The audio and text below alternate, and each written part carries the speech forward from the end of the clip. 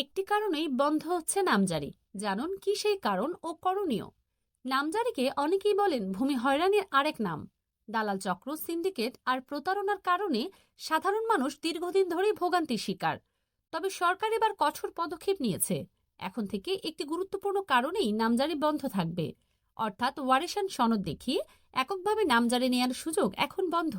সব উত্তরাধিকারীর সম্মিলিতভাবে যৌথ আবেদন ছাড়া এসিল্যান্ড কোনো একক ওয়ারিশকে নামজারি দেবেন না। সরকারের নির্দেশ। 25 এপ্রিল 2025 সালের পরিপত্রে স্পষ্ট নির্দেশনা দেয়া হয়েছে। বন্টননামা দলিল ব্যতীত এককভাবে নামজারি করা সম্পূর্ণ নিষিদ্ধ। যৌথ খতিয়ান ছাড়া কোনো ওয়ারিশ জমি বিক্রি করতে পারবেন না। বন্টন সম্পন্ন হলে প্রত্যেকের নিজের অংশ অনুযায়ী আলাদা নামজারি করতে পারবেন।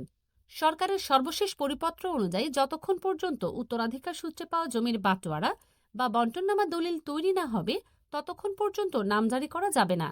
যারা এখনও পারিবারিক জমির বন্টন সম্পন্ন করেননি, তাদের জন্য দুটি বিকল্প পথ। নাম্বার 1, সব ওয়ারিশের সম্পত্তিতে বাটোয়ারা দলিল তৈরি করুন। নাম্বার 2, সম্পত্তি না মিললে আদালতের মাধ্যমে বাটোয়ারা মামলা দায়ের করুন।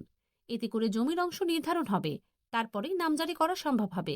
সরকারি কর্মকর্তা নয়, এমন অনেক দালাল চক্র নামজারি করে দেওয়ার নাম করে টাকা হাতিয়ে নিচ্ছে।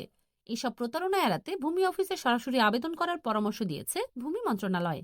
আইনি পরামর্শ বা তথ্য জানতে আমাদের ফলো করুন।